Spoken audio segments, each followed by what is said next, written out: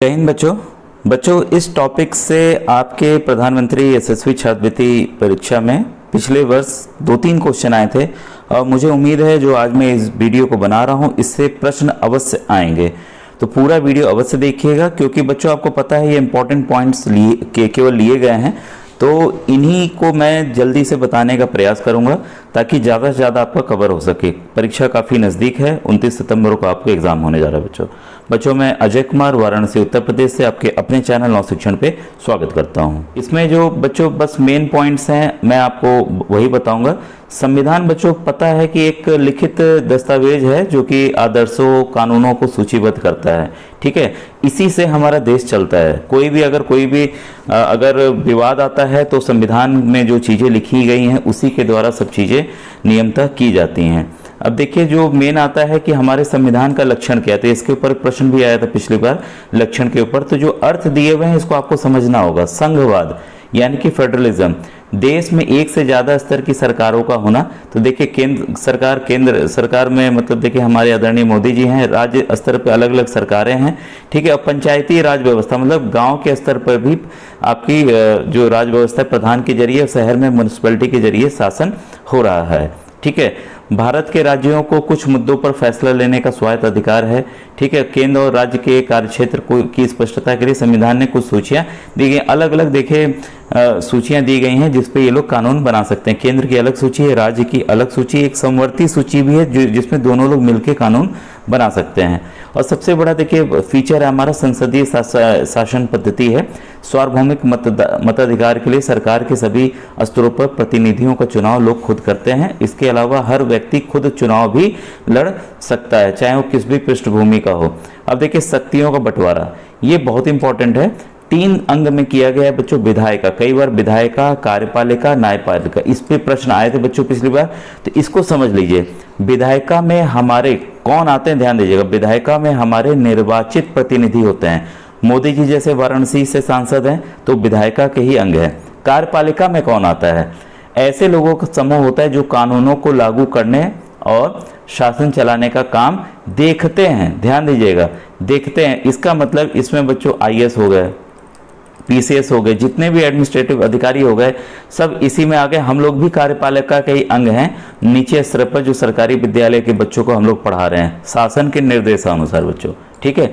और न्यायपालिका में आपको पता ही है, इसमें सुप्रीम कोर्ट, हाई कोर्ट और लोकल डिस्ट्रिक्ट कोर्ट ये सब आते हैं। तो ये तीनों चीज़ें क्लियर हो गई होंगी क्योंकि बच्चों इसमें प्रश्न जरूर आते हैं, इसको आप जरूर नोट डाउन कीजिए। इसी में कंफ्यूजन होता है, विधायिका में कौन है, कार्यपालिका में कौन है। इसमें ध्यान रख लीजिएगा, इसमें जो भी सांसद विधायक जो भी चुने जाते हैं वो इसमें आते हैं। कार्यपालिका में काम करने वाले सरकारी व्यक्ति आते हैं, ठीक है। अब देखिए मौलिक अधिकार, ये बहुत इंपॉर्टेंट है, इस पे काफी प्रश्न बनते भी हैं। मौलिक अधिकार कितने हैं जरा कमेंट सेक्शन में लिखकर आप बताइएगा, ठीक है। कितने मौलिक अधिकार हैं और किस एक मौलिक अधिकार को हटा दिया गया, मतलब फंडामेंटल राइट्स। और मौलिक अधिकार को किस देश से लिया गया, हो सकता है अभी आगे वाले टॉपिक में मिले, लेकिन आप कमेंट में पहले लिख दीजिएगा। मौलिक अधिकार देश के सभी नागरिकों को मतलब सबको मिलता है, ठीक है। और इसमें मौलिक अधिकारों को ये ध्यान दीजिएगा, इंपॉर्टेंट है, भारतीय संविधान की अंतरात्मा भी कहा जाता है। ये वेरी वेरी इंपॉर्टेंट, ठीक है। और ये अंबेडकर जी ने कहा था। फिर हमारा संविधान की रूपरेखा देखिए। भारतीय संविधान का निर्माण करने वाली संविधान सभा का गठन जुलाई 1946 में हुआ था। किसके संस्तुतियों पे, किसके आधार पर, कैबिनेट मिशन आया था, उसी के आधार पर संविधान सभा का गठन किया गया था और हमारे संविधान का बच्चों निर्माण हुआ था। ये काफी इंपॉर्टेंट पॉइंट है कि किसके कहने पे निर्माण हुआ था, ठीक है। अब देखिए जो पहली बैठक हुई थी वो 9 दिसंबर 1946 को हुई थी जिसमें 389 लोग उपस्थित थे। इस प्रथम बैठक में ध्यान आता है, कई बार आता है सवाल, प्रथम बैठक में किसको अस्थायी अध्यक्ष चुना गया था। कई बार प्रश्न आया, डॉक्टर सच्चिदानंद सिन्हा जी को चुना गया था, ठीक है। और फिर परमानेंट अध्यक्ष किसको चुना गया, राजेंद्र प्रसाद जी को चुना गया, ठीक है। और इसमें देखिए इंपॉर्टेंट है, डॉक्टर BR अम्बेडकर संविधान सभा की प्रारूप समिति का अध्यक्ष चुना गया, ठीक है। तो इसको वीडियो पॉज करके जरूर आप नोट डाउन कर लीजिएगा, ठीक है। इस समिति की स्थापना 29 अगस्त 1947 को हुई थी। अध्यक्ष समिति में कितने लोग थे, कुल 7 सदस्य थे। और समय जरूर याद रखिएगा, 2 वर्ष 11 माह 18 दिन लगे थे संविधान को बनाने में, ठीक है। इसमें बच्चों बहुत कंफ्यूजन रहता है आपका, ध्यान दीजिएगा। कई बच्चे इसको टिक करते हैं।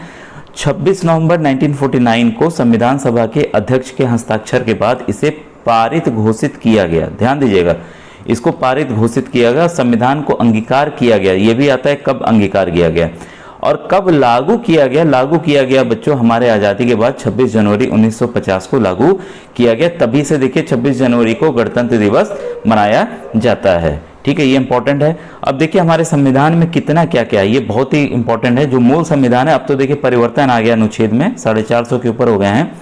उसमें 22 भाग, 395 अनुच्छेद और 8 अनुसूचियां थीं। ठीक है, 8 अनुसूचियां, ये अलग अलग चीजें हम लोग जानेंगे अभी, इससे भी प्रश्न आता है। इस समय जो 8 अनुसूचियां वो बढ़कर कितनी हो गई हैं, 12 हो गई हैं। इसका आप ध्यान रखिएगा। ठीक है, तो 8 अनुच्छेद मतलब बच्चों आर्टिकल होता है। अभी आर्टिकल के बारे में प्रश्न आते हैं, अस्पृश्यता का अंत किस अनुच्छेद से हुआ, इस तरह के प्रश्न आए हुए हैं, तो हम आगे इसको पढ़ेंगे। तो वीडियो पूरा देखिएगा, स्किप मत कीजिएगा। संविधान की प्रस्तावना, ये बच्चों वेरी वेरी इंपॉर्टेंट। जितनी भी सरकारी किताबें हैं उसमें संविधान की प्रस्तावना पहले पेज के पीछे दी हुई है और मैंने उसको विधिवत एक वीडियो भी बनाया हुआ है। तो NMMS का जो सामाजिक अध्ययन का वीडियो है वो काफ़ी इंपॉर्टेंट है। आप लोग बेशक नहीं देख रहे हैं बच्चों, लेकिन जो बच्चे देखेंगे सामाजिक अध्ययन या सामाजिक विज्ञान के वीडियो, जो मैंने NMS की प्लेलिस्ट अलग बनी हुई है, तो बच्चों आपकी तैयारी बहुत बेहतरीन होने वाली है। कोई भी प्रश्न आपका छूटेगा नहीं, क्योंकि मैंने उसमें एक एक चीज़ कवर किया हुआ है। ठीक है, अब देखिए संविधान की प्रस्तावना क्या है। हम भारत के लोग भारत को एक संपूर्ण प्रभुत्व संपन्न समाजवादी पंथ निरपेक्ष लोकतंत्रात्मक गणराज्य बनाने के लिए क्या, ठीक है, तो ये पॉइंट्स आपको याद रखने, कोई शब्द छूटना नहीं चाहिए। इसमें समस्त नागरिकों को कैसा न्याय देंगे, सामाजिक, आर्थिक और राजनीतिक। पूछेगा इसमें से कौन सा न्याय हमारा जो ये प्रस्तावना नहीं देता है, तो 3 यही रहेंगे, एक दूसरा रहेगा, तो उसको आप याद रखिएगा बच्चों। फिर क्या है, विचार, अभिव्यक्ति, विश्वास, धर्म और उपासना की स्वतंत्रता। प्रश्न आएगा किस चीज की स्वतंत्रता, तो याद रखिएगा इस चीज की स्वतंत्रता। इसके बाद है प्रतिष्ठा और अवसर की समानता। किसकी समानता देता है, ऑप्शन 1 प्रतिष्ठा, नंबर 2 अवसर, नंबर 3 प्रतिष्ठा और अवसर, नंबर 4 प्रतिष्ठा, अवसर और न्याय, कुछ भी दे देगा।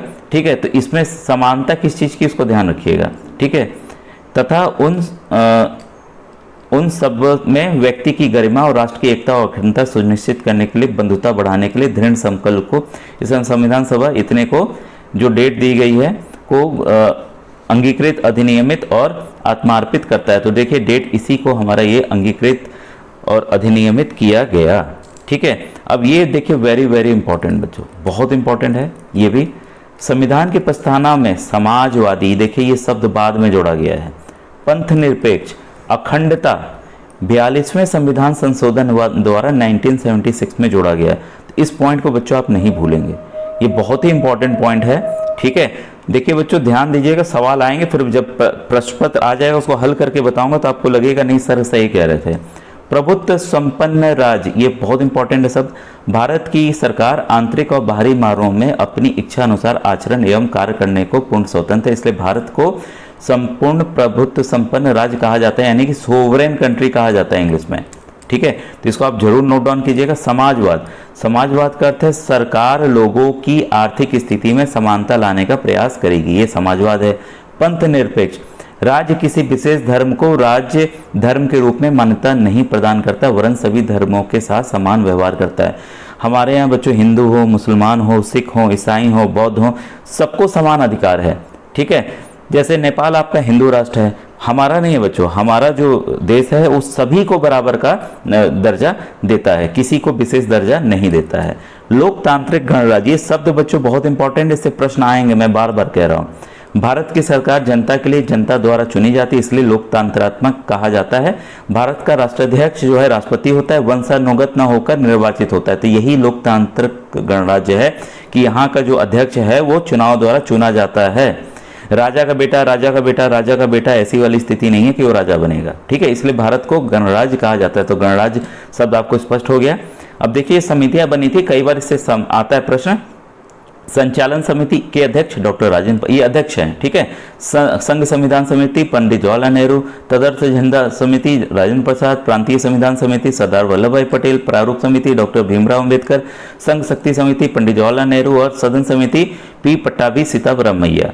ठीक है बच्चों, ये देखिए वीडियो कैसा लगा जरूर बताइएगा। इसके ऊपर देखिए MCQ प्रश्न भी हैं, अभी मौलिक अधिकार हैं, इसके बाद देखिए भाषाएं हैं, काफ़ी इंपॉर्टेंट पॉइंट्स हैं।